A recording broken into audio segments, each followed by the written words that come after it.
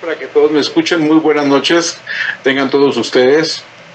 A nombre del Colegio de Ginecología y Obstetricia de esta ciudad hermosa de León, Guanajuato, un agradecimiento especial al personal directivo, al ingeniero, al doctor, directivo de aquí del Hospital MAC. Gracias por abrirnos las puertas para llevar a cabo esta sesión solemne e importante como parte de la sesión académica mensual de nuestro colegio.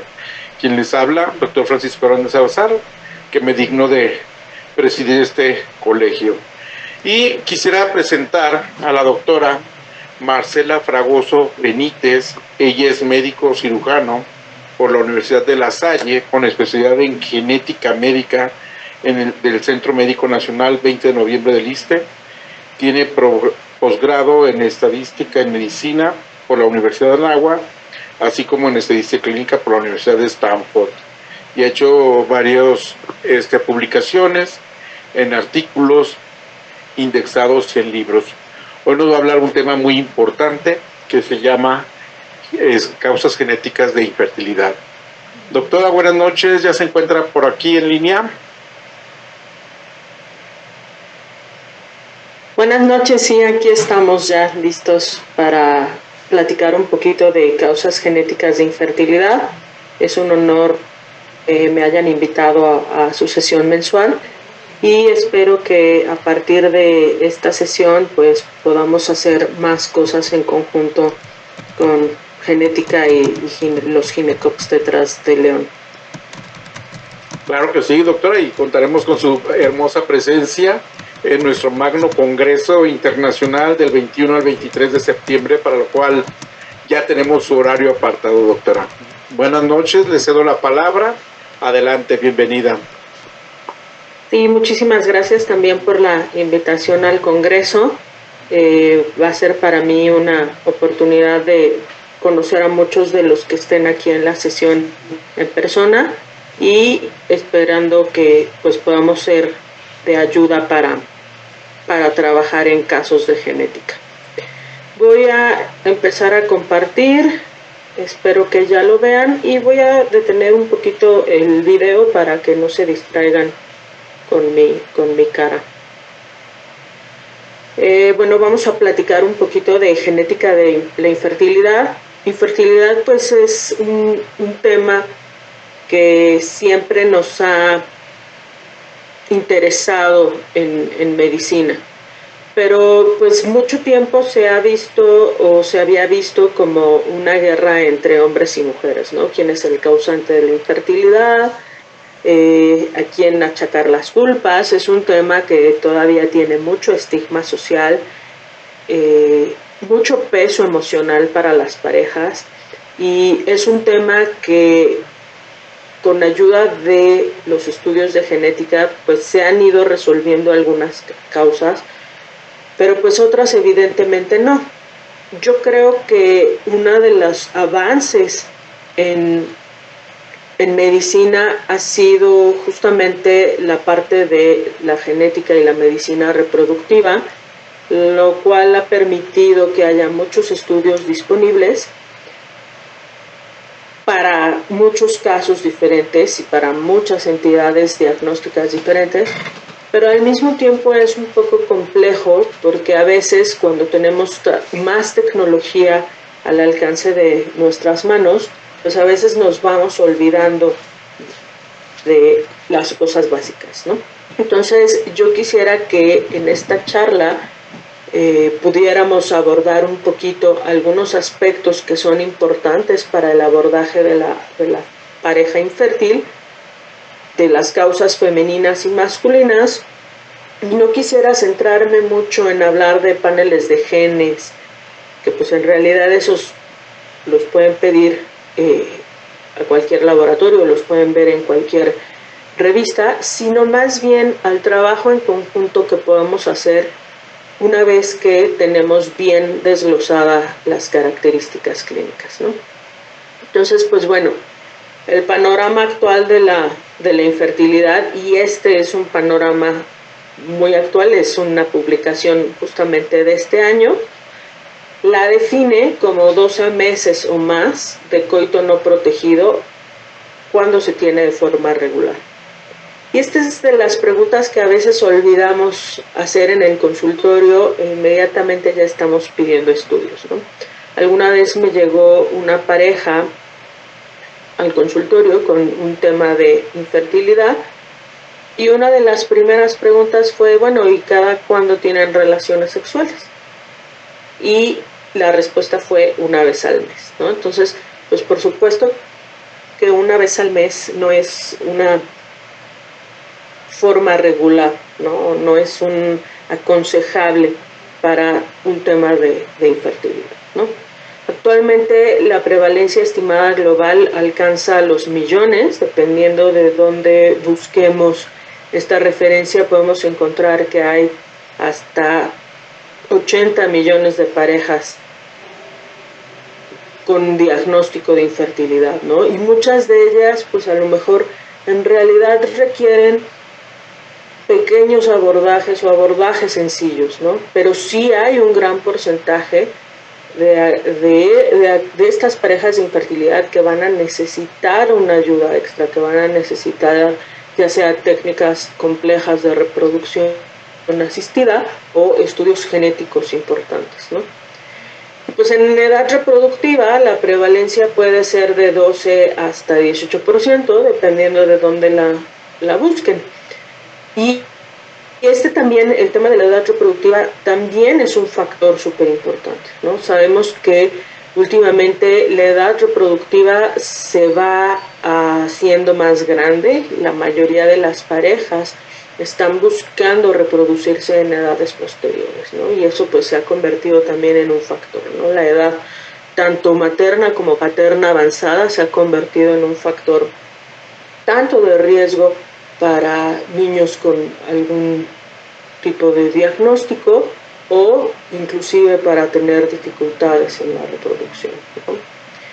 Ya salió también comunicados de la OMS, de la OPS, en que decían que 1 de cada 6 personas padecían infertilidad, ¿no? Y esto desde 2009 la OMS reconoce la infertilidad como una enfermedad del sistema reproductivo y por lo tanto como una discapacidad, ¿no?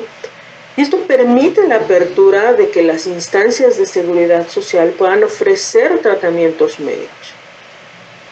Sin embargo, pues sabemos que la mayor parte de los tratamientos, la mayor parte del abordaje de las parejas de infertilidad se hace en medio privado. En México, la Asociación Mexicana de Medicina Reproductiva, pues más o menos postula que hay entre 4 a 5 millones de parejas, ¿no?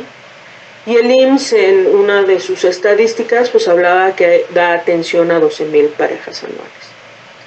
Como bien mencionó el doctor, pues yo hice mi residencia el 20 de noviembre en el ISSSTE, y en el ISSSTE había en ese entonces iniciando un servicio de medicina reproductiva, y de repente veíamos los requisitos, y pues los requisitos eran parejas menores de 36 años, sin ninguna enfermedad crónica. Pues sabemos que ese tipo de parejas realmente son las que menos tienen problemas de fertilidad. Siempre va a haber un caso, por supuesto, pero la mayor parte de las personas son aquellas que tienen ya una enfermedad crónica o que rebasan la edad recomendable o que tienen cuestiones complejas, ¿no? Entonces, mucho de la idea es que tengamos la apertura de atender a cualquier tipo de pacientes. El tema de la medicina reproductiva es un tema de auge. Tanto así que la revista Science, que es una de las publicaciones científicas más importantes del mundo, pues le dedicó ya un número especial para hablar de reproducción, ¿no? Y la editorial de Science postula que es uno de los momentos en que más control tenemos sobre la reproducción, en el que hay mayor cantidad de anticonceptivos, en que evidentemente la situación social de la mujer también permite que tenga la mayor libertad de elección en cuanto a decisiones reproductivas que jamás ha tenido en la historia. Y sin embargo también es cuando se enfrentan más problemas que también tienen una contraparte tecnológica. Las técnicas de reproducción asistida son de lo más avanzadas que hay. Los estudios genéticos también ya están en un punto en el que son más accesibles a cualquier tipo de población, y que ya hay también mayor posibilidades de tener una interpretación adecuada y un aterrizaje clínico. Sin embargo, a veces podemos ver o podemos sentir que esa gran tecnología está alejada todavía de nuestro consultorio. Hay un boom en el tema de la fertilidad, pero también hay un boom en hablar de sus obstáculos. Ya lo dije hace rato, un tema importante es el retraso de la parentalidad. La mayoría de las parejas buscan tener una estabilidad económica, buscan tener una estabilidad social, buscan tener una estabilidad emocional y de pareja, y posponen el tener hijos. Nos estamos enfrentando cada vez más frecuentemente a parejas más grandes, a mujeres embarazadas más grandes, y eso nos da contextos clínicos nuevos. Es difícil tener mujeres embarazadas a edades en las que ya estamos pensando, ya estamos tratando de buscar mejoras para otros ámbitos de su vida, como puede ser el climaterio. También las parejas están buscando un menor número de hijos. Eso hace que los bebés que tienen sean bebés altamente deseados y que tienen que llenar grandes expectativas, lo cual hace que haya una poca tolerancia a cualquier tipo de desviación. Por eso la mayoría de las técnicas de reproducción asistida, que representan una inversión económica y emocional de los pacientes, son tan selectivas que muchas veces se ha cuestionado si son eutanásicas. Y obviamente el tener grandes expectativas, el tener poca tolerancia, el sentir que por la edad el tiempo se acaba y que va a haber un menor número de hijos, ocasiona que haya mucha frustración ante obstáculos.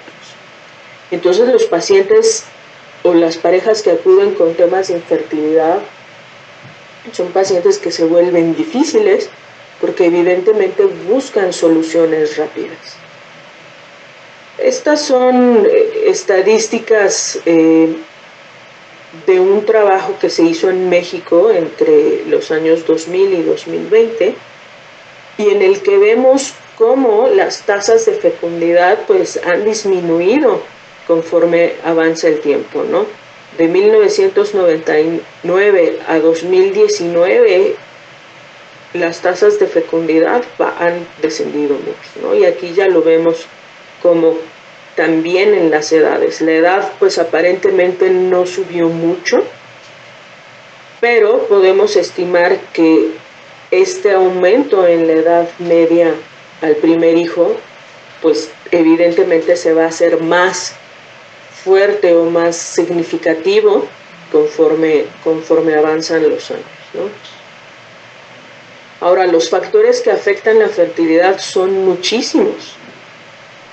Y de repente, como médicos, no estamos preparados para abordarlos todos, ¿no? Muchos de nosotros, pues a lo mejor en temas de peso, en temas de alimentación, en temas de relación de pareja, en temas de recomendaciones de ejercicio, no necesariamente tenemos mucha experiencia. Y los pacientes cada vez más nos piden que estemos al tanto de todos los factores que ellos traen a la mesa, ¿no? Las preferencias sexuales, el ambiente de pareja, los temas de autoestima, los temas de educación sexual, los temas de dinero, los temas de anticoncepción. Cada vez los pacientes tienen mayor acceso a información y eso hace que se vuelvan pacientes pues muy preguntones en el consultorio de temas en los cuales podemos no sentirnos tan cómodos. Y yo creo que muchos de estos temas que están relacionados con la fertilidad son temas que a veces no vemos durante la carrera o no nos enseñan cómo abordarlos durante la carrera ni en la especialidad. Y entonces, pues eso se vuelve una limitante al momento de atender específicamente el tema de fertilidad, ¿no? Obviamente, la idea de la genética en cualquier rama de la medicina, empezando por la genética reproductiva, que es una de las áreas de interés más importantes de nuestro laboratorio, es justamente hacer medicina personalizada. Que el diagnóstico clínico pueda conducir a una técnica de reproducción asistida que sea óptima para el paciente. Al mismo tiempo, también queremos conocer las causas de la infertilidad femenina y de la infertilidad masculina, porque evidentemente la mayoría de los paneles que hay en el mercado han sido diseñados para poblaciones que no son mexicanas. Si bien ya hace poco se habló de que por fin está completa la delineación del genoma humano, aún todo ese conocimiento necesitamos aterrizarlo en dos cosas importantes. Número uno, en cada población distinta, y número dos, en los temas clínicos específicos a los cuales nos dedicamos. Hay que también entender las consecuencias de un tema como la infertilidad, el impacto que tiene emocional, social en las personas. Idealmente quisiéramos reducir la frecuencia, aunque quizá esto no sea posible, y conforme avanza la edad parental, puede que no lo logremos. Evidentemente, optimizar los tratamientos. Este estudio de poblaciones también nos lleva a mejorar los anticonceptivos. ¿Cuántas parejas han tenido ustedes en los cuales la mujer ha tomado anticonceptivos hormonales, orales, por mucho tiempo, y después de que lo suspende, restablecer la función hormonal adecuada y restablecer la fertilidad se vuelve un tema? Necesitamos empezar por educarnos los médicos, obviamente a los pacientes. Los pacientes pueden tener mucho acceso a diferente información muy nueva, pero no necesariamente es la información correcta. Y evidentemente también hay que buscar que los gobiernos mejoren las políticas de salud. Este conocimiento también ha tenido un gran impacto en el estilo de vida, y el estilo de vida, por supuesto, tiene un impacto en la genética. Hay un concepto que se llama epigenética, en el cual, pues, evidentemente sí se pueden hacer modificaciones en el genoma que van a modificar la información heredada y que pueden mejorar las condiciones o favorecer enfermedades. Por ejemplo, en aquellas personas que tienen gran carga genética para una enfermedad multifactorial como es diabetes, las modificaciones a tiempo del estilo de vida, del consumo de carbohidratos, del manejo de cortisol, del manejo de insulina, pueden prevenir la diabetes. También buscamos hacer colaboraciones globales. Si bien acabo de mencionar que la mayoría de los estudios no se han realizado en población mexicana, nosotros nos podemos basar en estudios que se han hecho en otros países para poder delinear los nuestros y buscar las similitudes o las diferencias entre una población y otra. La idea es, por supuesto, hacer muchos estudios de secuenciación, es decir, hacer estudios que abarquen muchos genes en poblaciones grandes con infertilidad. Pero evidentemente, para que podamos tener estas grandes muestras, necesitamos que esos pacientes lleguen al laboratorio. Necesitamos que esos pacientes se busque que tengan un estudio de la infertilidad. De repente sí nos llegan los pacientes y nos llegan así. Supongo que todos conocen y todos han visto alguna vez una foto de este juego que se llama ¿Dónde está Wally? Y pues todos conocemos a Wally, que tiene un suéter de rayas rojo con blanco, pantalones de mezclilla, lentes, copete, una gorra roja.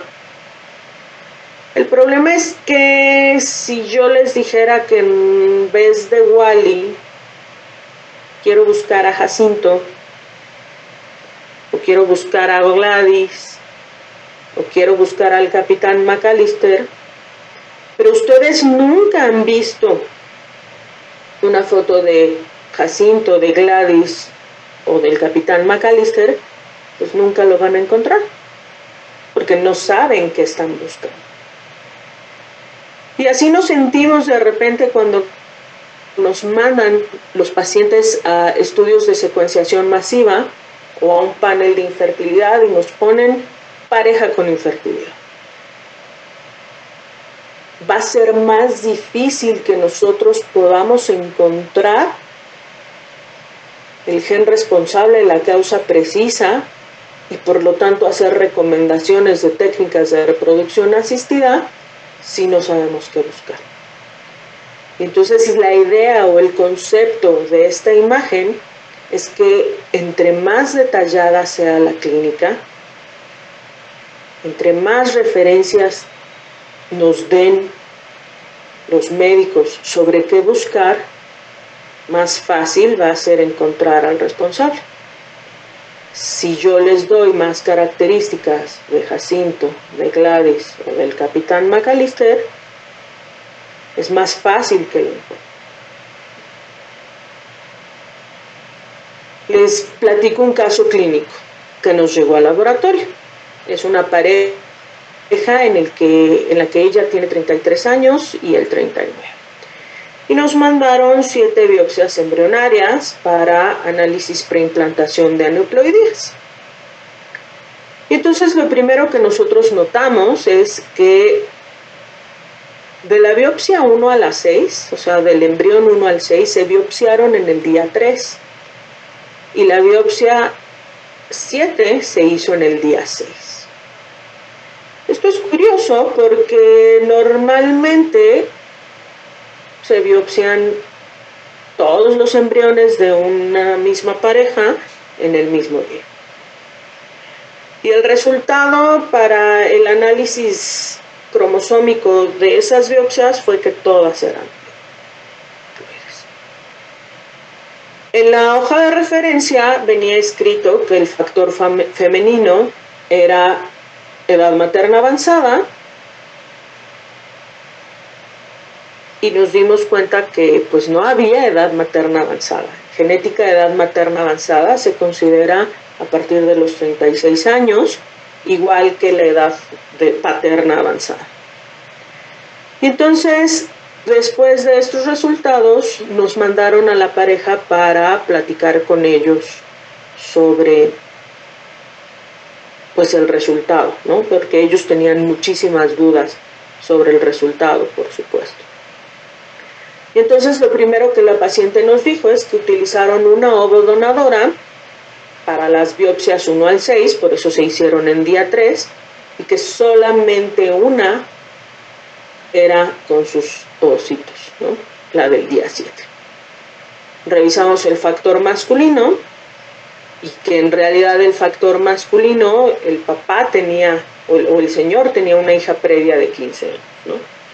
Y por supuesto, parte de lo que le interesaba es que es si me están diciendo que hay un tema de factor masculino, pues ¿de dónde salió esa niña de 15 años, ¿no? Y entonces le preguntamos si se había hecho algún estudio y él nos refirió que le habían hecho una espermatobioscopía varias veces, ¿no? Y entonces aquí tenemos los momentos en los que le hicieron la espermatobioscopía: en 2016, en 2020, en 2020, en 2020 y en 2022. Y si ven, de las cosas que son más variables es la morfología. Pasa de 71% de formas normales a 0, a 3, sube a 96, baja a 3. Entonces, evidentemente, con el antecedente de una hija de 15 años y esta morfología tan fluctuante, pues en realidad el tema que estaba en la mesa era el factor masculino y no necesariamente el factor femenino. En este caso, después de hacer un interrogatorio más exhaustivo, comprobamos que el varón tenía un tema de consumo de marihuana que coincidía también con las épocas en las que la morfología estaba menos favorecedora para los embarazos, ¿no?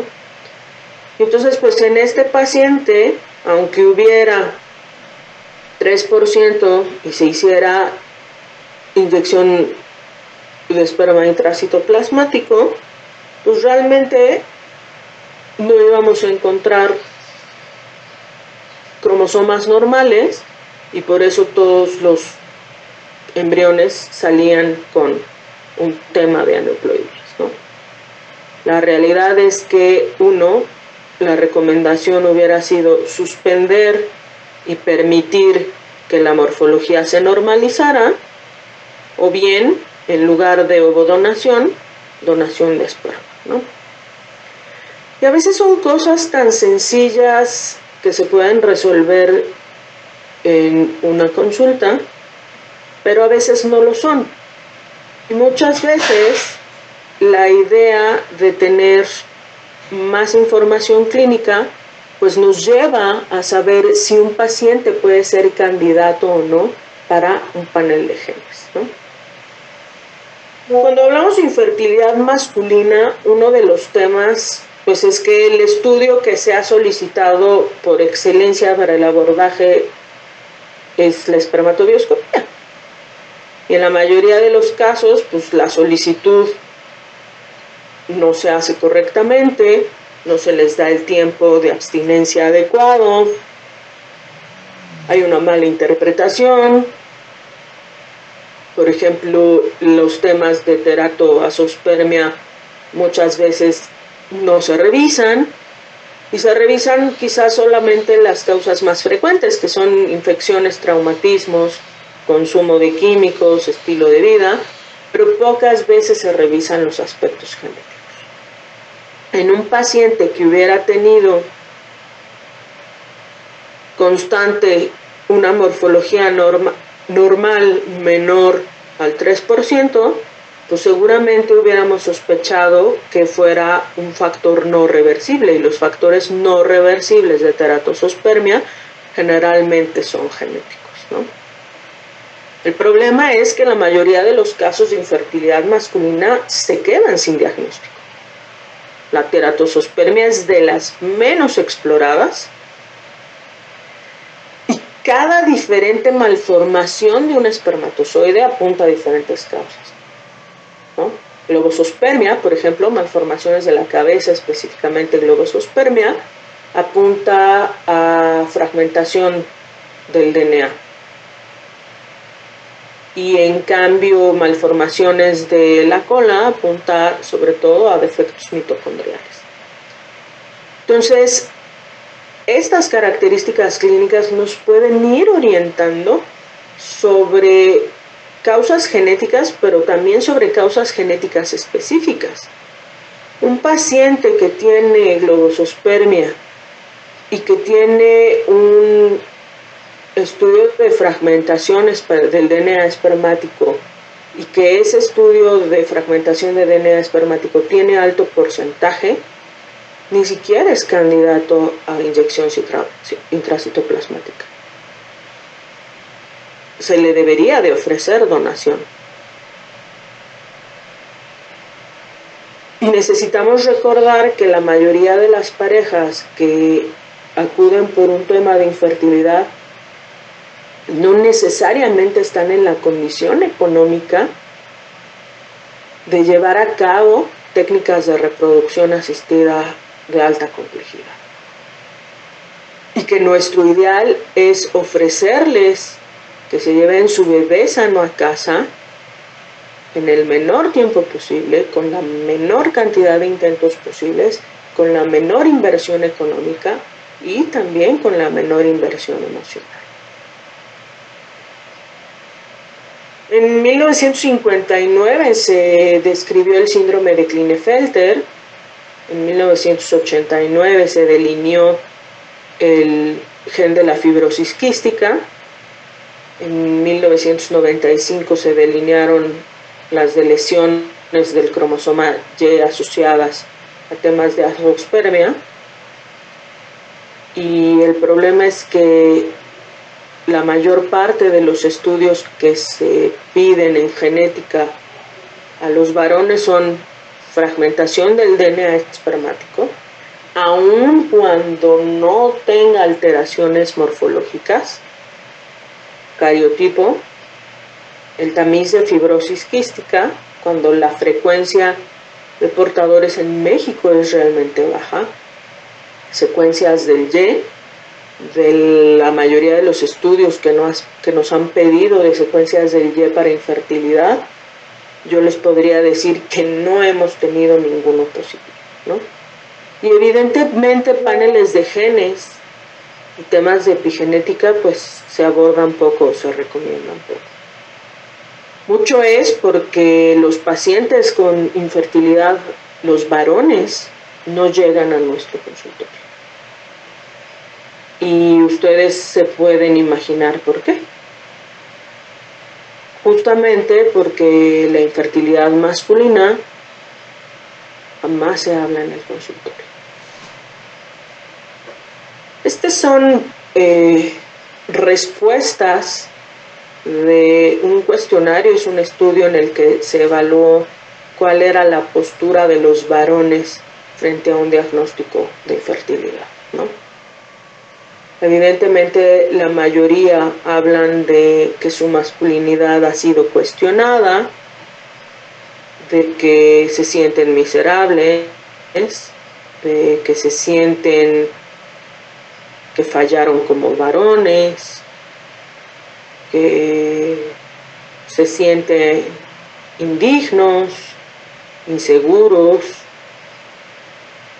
inclusive sienten que su función sexual disminuye después del diagnóstico. Y es un tema muy preocupante, porque evidentemente tiene que ver con un tema muy en boga, que es la masculinidad, y lo difícil que es llevarla a un consultorio, ¿no? Lo difícil que es hablar frente a la pareja, o frente al médico, o frente a la médica, de temas en los cuales pues el paciente se siente cuestionado en algo tan complejo como la masculinidad, ¿no? Entonces, hay veces que tenemos que sentarnos a preguntar si nuestro rapport, nuestra forma de interactuar con los pacientes les permite abordar estos temas. Si estamos dando la suficiente apertura como médicos, o si estamos dando la suficiente confianza a nuestros pacientes para que aborden estos temas. He tenido casos en los que después de un cariotipo y en el que se evidencia que el varón es quien tiene una traslocación, en el que el paciente, cuando se le da el diagnóstico, se sale del consultorio. Entonces son temas complejos, son temas difíciles y que habitualmente por muchos años se ha asociado el tema de la infertilidad solo con las mujeres. Entonces, parte de ese cambio social lo tenemos que hacer los médicos, dándole a los pacientes varones mayor apertura en el poder platicar este tipo de temas. Hay muchos genes asociados a infertilidad masculina. Genes que tienen que ver con un desarrollo anormal del hipotálamo, con disfunción pituitaria, con disfunción de cada una de las porciones de todo el sistema que comprende la regulación hormonal genital, ¿no? Con las células en específico. Y de repente, aunque tengamos paneles específicos, pues también es importante delinear las clínicas, delinear la clínica de cada uno de mis pacientes. Es un defecto en la fertilización. Por más que yo haga inyección intracitoplasmática, ese embrión no crece o no hay fecundación. Hay una alteración específica en la morfología y eso nos puede abrir mucho sobre qué gen en específico buscar. En los estudios de secuenciación masiva en el que se revisan muchos genes, la clínica es vital para que cuando nosotros encontremos una variante, podamos estar seguros que esa variante me explica el problema que está teniendo el paciente. Entonces, es muy importante que las solicitudes de un estudio de genética vengan acompañadas de clínica. ¿Y por qué no? Que aún antes de pedir un estudio, mandemos interconsulta con el genetista para buscar si un panel de secuenciación masiva es el adecuado o si realmente mejor deberíamos de haber hecho un cariotipo o secuencias del Y o una secuenciación específica del gen de fibrosis quística o el DNA de fragmentación o algún otro estudio. El objetivo del genetista siempre va a estar acompañando al médico que refiere. Si el objetivo es buscar la causa de la infertilidad, buscaremos como genetistas la prueba más óptima y la menor cantidad de pruebas para poder llegar a ese diagnóstico, pero sobre todo para poder sugerir cuál es la técnica de reproducción asistida adecuada para esta pareja. Genética de la infertilidad femenina es un tema que está más estudiado. Normalmente al consultorio de genética los pacientes llegan, a la mujer ya se le hicieron todos estudios de imagen para ver si las alfinges están abiertas o cerradas, obstruidas, ya se le hizo ultrasonido para ver cómo está el útero, se le han hecho perfiles hormonales en cada día del ciclo, y los varones generalmente llegan con una espermatobioscopia. Y hay tantos genes que hemos podido relacionar con alteraciones de la fertilidad femenina y con casi cada parte del ciclo celular del ovocito y de cualquier entidad clínica que se presente en una mujer. Y es un trabajo que tenemos ahora que hacer y delinear en los varones. Entonces ese es un trabajo conjunto. Recibir más varones que tengan infertilidad para poder tener esta delineación tan detallada que ya tenemos en el caso femenino, ¿no? Por ejemplo, si ustedes se acuerdan de meiosis, pues bueno, la profase que se da durante el útero, pero mucho de la parte de meiosis se termina justamente con el tema de fecundación, ¿no? Y hay, como ven ustedes, genes ya identificados en cada uno de los pasos de la maduración meiótica del ósito, ¿no?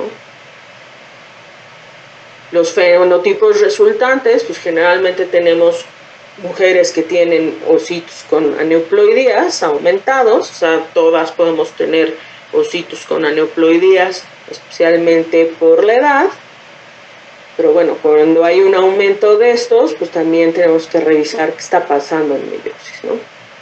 Cuando tenemos factores de riesgo para menopausia temprana, las mujeres que tienen amenorrea primaria o aquellas que tienen insuficiencia ovárica prematura, también es uno de los temas de moda y nos piden un chorro de estudios de X frágil por temas de insuficiencia ovárica prematura, y también de esos estudios de X frágil que nos solicitan, todos los que hemos hecho por lo menos este año han salido negativos.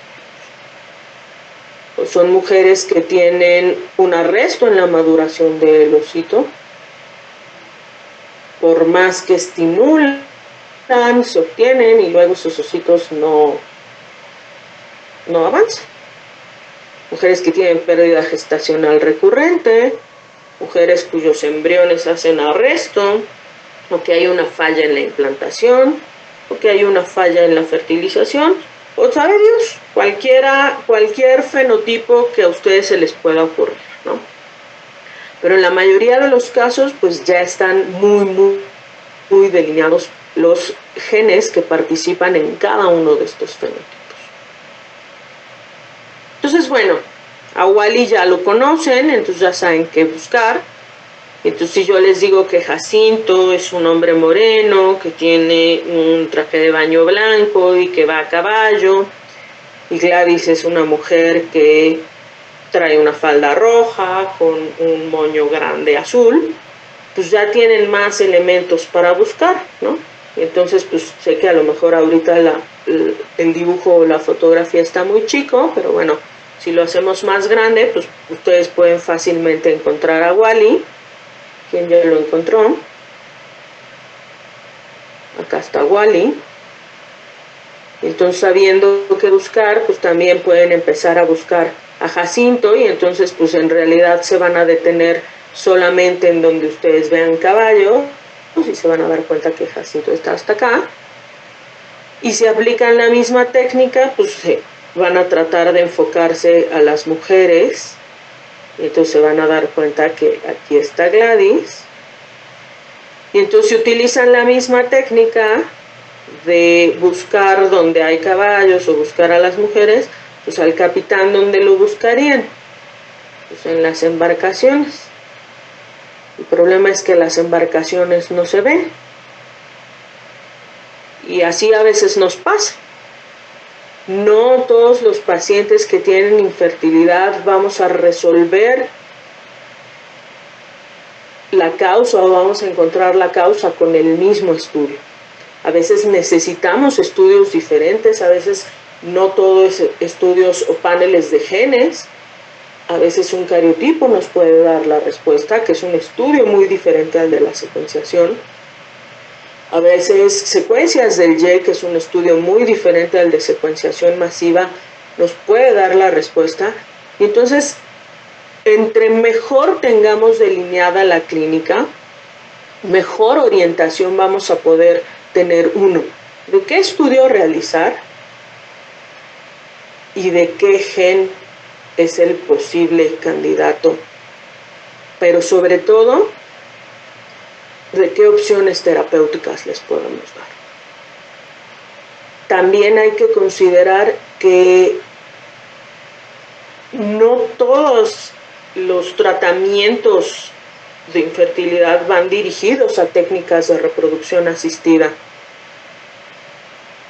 Muchos, por ejemplo, van dirigidos a disfunción gonadal, a la competencia de los gametos, obviamente al tema hormonal, a los temas de hipogonadismo hipogonadotrófico, a los hipogonadismos hipergonadotróficos, a los ovarios poliquísticos. Muchos se pueden quedar en los temas hormonales, ¿no?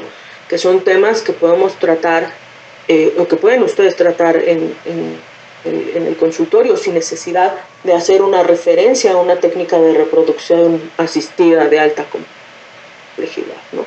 Entonces es importante que nosotros aterricemos la causa de la infertilidad, nos lleve a ofrecer un tratamiento y nos lleve también a ofrecerle a los pacientes pues una salida o una opción para que puedan cumplir su sueño de tener un bebé. Yo espero que esta plática les haya servido, quizá no para que se aprendan los genes que hay en cada escenario clínico, pero sí para que sepan que un gran aliado puede ser un genetista. Y pues afortunadamente en el laboratorio contamos con 3 genetistas, los cuales pues están a su disposición para platicar cada caso que a ustedes les interese que les ayudemos a resolver. Muchísimas gracias.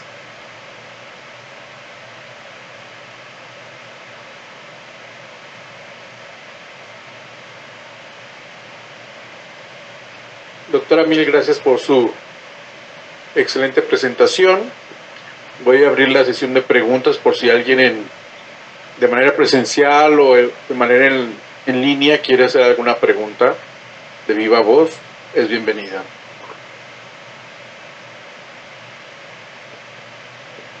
Doctora, yo sí quisiera comentar una cosa. Yo, aparte soy especialista en fertilidad. Es bien importante cuando uno hace un análisis en el estudio de semen. Usted menciona mucha variabilidad. Tiene mucho que ver la variabilidad, no por el varón, sino también el tipo de laboratorio donde se realiza el estudio de semen. La Organización Mundial de la Salud define, como usted marcaba en el marco de referencia de los valores normales, hasta 4% de formas normales en un estudio de semen. Eso basado en los estudios de los criterios estrictos, un doctor que se llama Kruger, que hacía los análisis. Entonces no es lo mismo hacer un análisis de semen en un laboratorio general donde hacen estudios de sangre, de orina, de heces, que un laboratorio especializado en el análisis de semen. Por eso la variabilidad de 96, 86 y 3 que usted marcaba. Y bueno, tiene que ver mucho la condición del varón que decía que usaba marihuana. Entonces es bien importante puntualizar en dónde se hace el... Correcto, dejé de escucharlo, doctor. Pero bueno, es correcto, ¿no? O sea, el laboratorio a donde pedimos los estudios tiene mucho que ver con los resultados, ¿no? En el tema de espermatobioscopía, pues es súper importante enviar al paciente también con las indicaciones adecuadas, ¿no? Muchas veces hay gran discusión de si la abstinencia debe ser de 3 días, de 10 días. Ya hay efectivamente guías para ello. El tema de las formas anormales es súper complejo, porque si bien hay muchos que apuntan a que con 3% es suficiente para hacer ICSI, dependiendo de cuál sea la alteración morfológica, hay alteraciones morfológicas, especialmente las de cabeza y cuerpo, en las cuales, aun cuando yo tenga 3%, y aun cuando yo tenga un espermatozoide de forma normal, es muy probable que este espermatozoide, aunque tenga forma normal, tenga alteraciones génicas que tienen que ver con temas de implantación y que al mismo tiempo pueden interferir con la finalización de la meiosis del osito y que por lo tanto me van a dar aneuploidías todo el tiempo, ¿no? Entonces, si la teratosospermia es no reversible y constantemente tengo formas anormales de 3 o menos, hay veces que ni ICSI está recomendado. Entonces, en muchos pacientes ya se han hecho estudios genéticos específicos en estos casos y se ha visto que tienen alteraciones génicas, las cuales pues tienen, o sea, que llevan a alterar la meiosis o que llevan a alterar la fertilización o que llevan a alteraciones de la implantación, ¿no? Y entonces aún así pues no se va a conseguir el embarazo. Muy bien, alguien que tenga alguna... Adelante, doctor Marcos.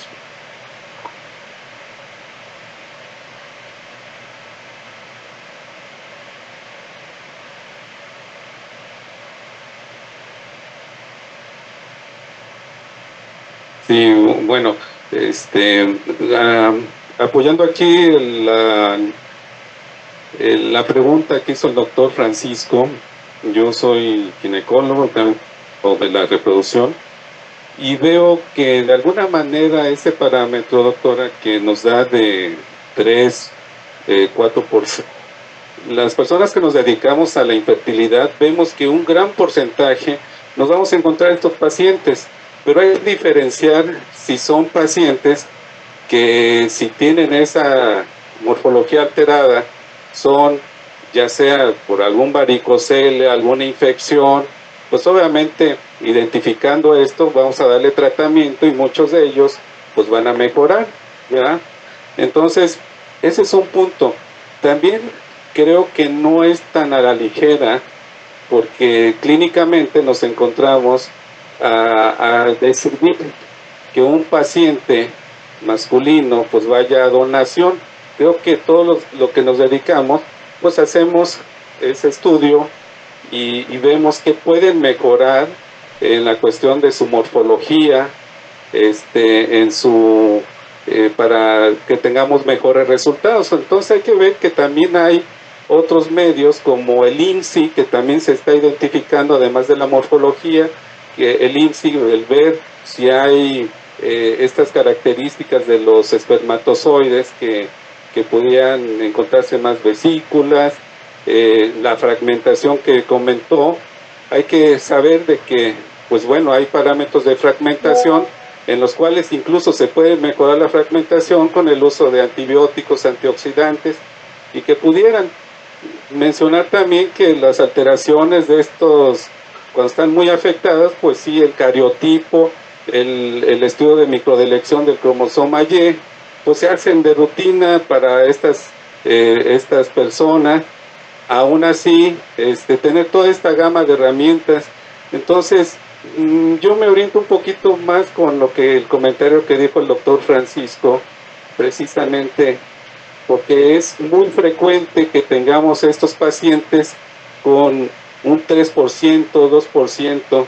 A mí me gustaría, si usted tiene alguna referencia con respecto al porcentaje del 3%, que nos la pudiera referir en esta referencia, ¿en dónde la podemos encontrar, doctora? Al final de la presentación están las referencias, pero vamos a tratar de esclarecer esto. Evidentemente las causas reversibles, infecciones, varicocele, estilo de vida, pues van a mejorar, ¿no? Si yo doy antibiótico en una infección, va a mejorar el porcentaje. Las causas que hay que considerar que tienen un origen genético son las no reversibles. Ese paciente en el que está haciendo ejercicio, tiene una dieta adecuada, no está consumiendo ningún, y mejora o no mejora de 3%, pasa a 4%, pues es un paciente que tiene una causa no reversible y hay que considerar que sea una causa genética. El punto es que si las causas genéticas solo las estudiamos con fragmentación espermática o con cariotipo, con lesiones del Y, nos vamos a quedar cortos en el diagnóstico. Y que muchas veces, si la fragmentación no es tan importante o no hay alteraciones en el cariotipo o no se evidenciaron lesiones del Y, son pacientes a los cuales se les sugiere hacer inyección intracitoplasmática y que vemos que hay ciclo tras ciclo tras ciclo tras ciclo en los que los embriones siguen saliendo aneuploides. Y esto es como ya lo comenté, hay casos en los que hay alteraciones génicas, en los cuales independientemente de la morfología, el espermatozoide contiene esas alteraciones génicas que pueden, uno, interferir con la implantación, interferir con la fertilización o interferir con la meiosis final del ovocito, causando aneuploidías. Entonces, en un paciente que tiene una teratosospermia no reversible, en el cual yo ya hice diferentes estudios o ya hice diferentes ciclos y no funciona, pues vale la pena a lo mejor hacerle estudios de genética que me puedan decir, este paciente no es candidato ni siquiera a inyección intracitoplasmática y por lo tanto es candidato a un donador. El tema es cuántos ciclos me quiero esperar. Nosotros hemos tenido en el laboratorio parejas que nos mandan el 5º ciclo de embriones, con 3 o 4 embriones por ciclo. Y estamos seguros que muchas de esas parejas se pueden beneficiar con que los vea genética y podamos ofrecer otras medidas, otras técnicas de reproducción asistida, para que no se estén haciendo ciclos en los cuales todos los embriones son aneuploides. Entonces, la referencia la pueden encontrar en la presentación al final. La podemos poner. Vuelvo a compartir pantalla por si quieren. Ahí están varias de las referencias que utilicé. Y también en el último número del Colegio de Reproducción Asistida de México, inclusive hay un artículo de la autoría del laboratorio en el que abordamos justamente este tema de teratosospermia. Ahí también pueden encontrar más referencias.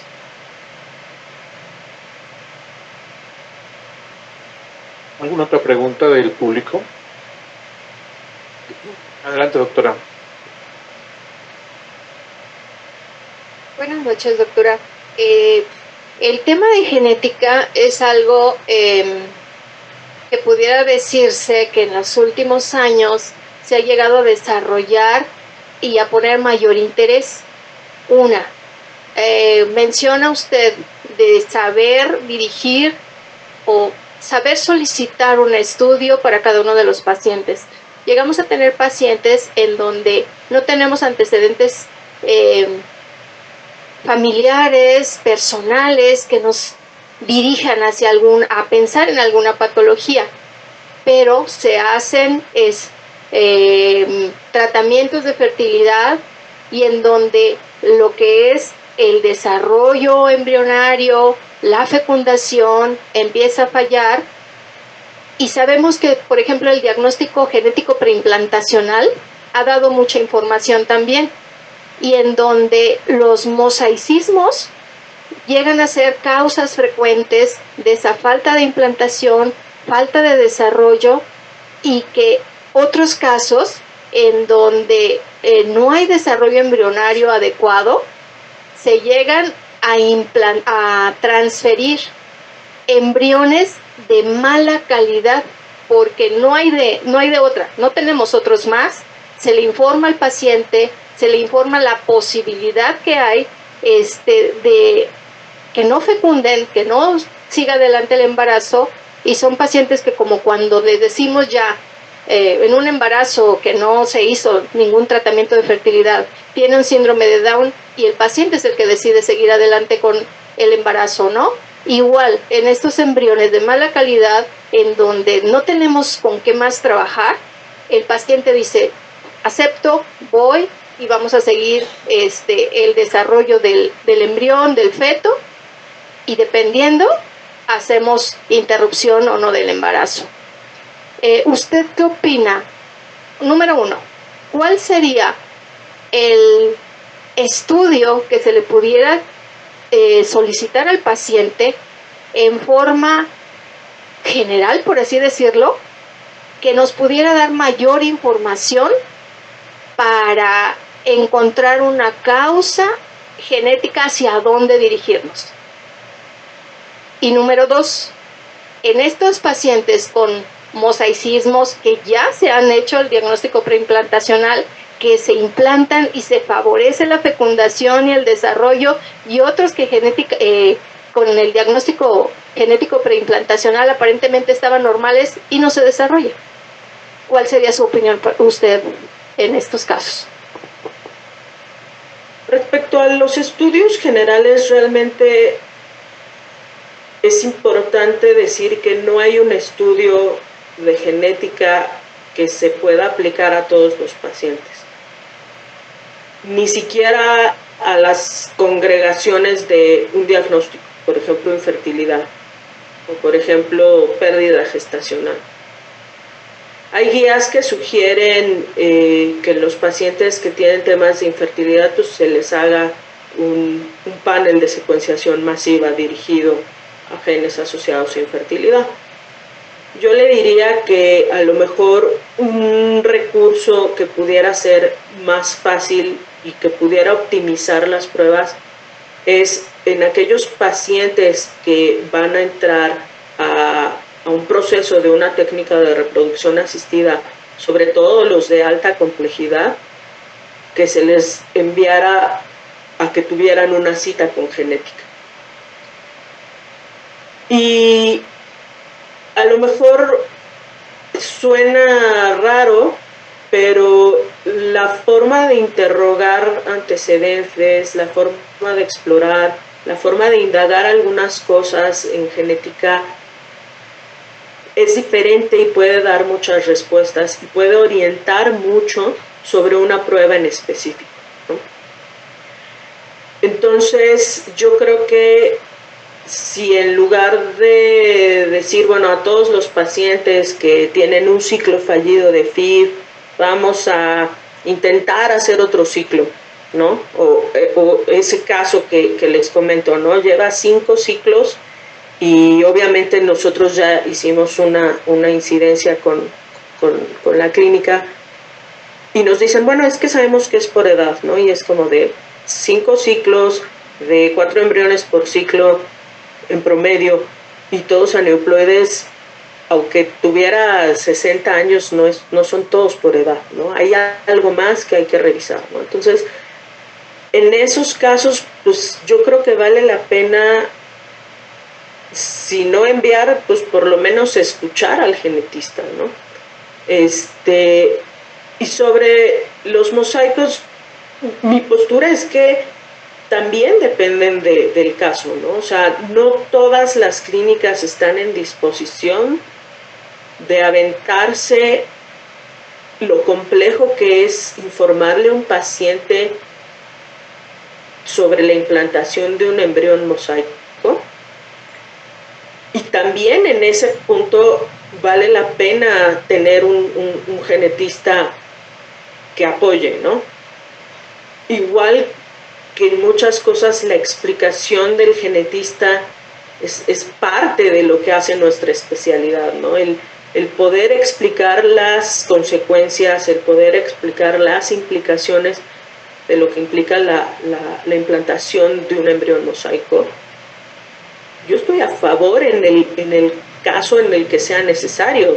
Obviamente, si es una pareja que tiene 7 embriones, 2 son mosaico y 5 no, pues ¿para qué, no? Pero si es una pareja de edad avanzada, que a lo mejor es su tercer ciclo y que son dos embriones, uno es mosaico y el otro es aneuploide, pues pudiéramos intentarlo. Mucho se ha hablado, o hay muchas guías, por ejemplo, en las que dice que cualquier mosaico de 21 no se debe de implantar, ¿no? Y es como de, vamos a preguntárselo a los pacientes.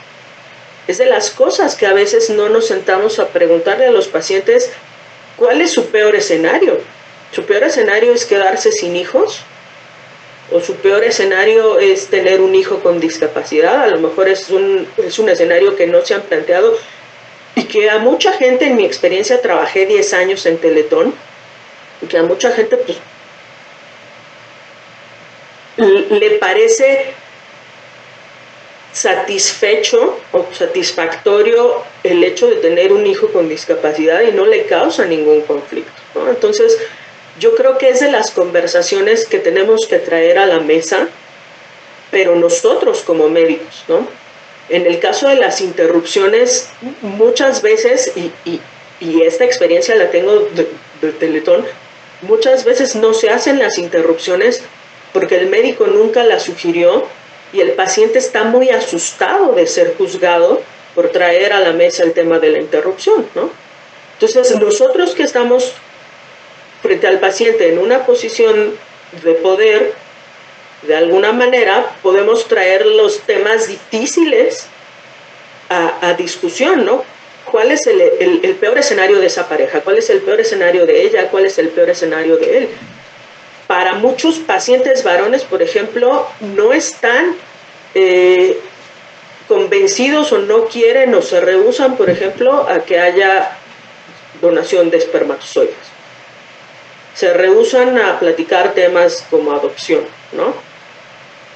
Y en cambio muchas mujeres están más dispuestas por las ganas que tienen de tener un hijo, a tener un niño con discapacidad, a tener ovodonación, a tener diferentes temas, ¿no? Entonces, muchas veces son conversaciones que ni siquiera han tenido ellos en pareja y que parte de nuestro trabajo, creo, es que las tengan, es traerlas a la mesa, ¿no? Entonces, tanto en los estudios como en la recomendación de transferencia de embriones mosaicos, yo creo que un muy buen aliado para todos ustedes es un genetista.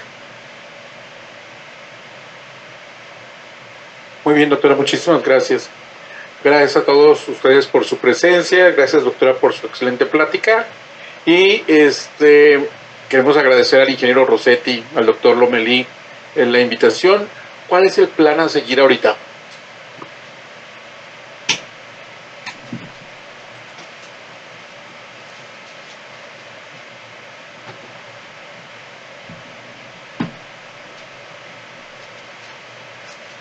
Cómo no, adelante. Mil gracias, doctora. Muy buenas noches, gracias por su excelente charla. Y gracias a ustedes, buenas noches. Gracias a la asistencia de todos ustedes de manera presencial y gracias también a todos los médicos que estuvieron en vía Zoom. Buenas noches.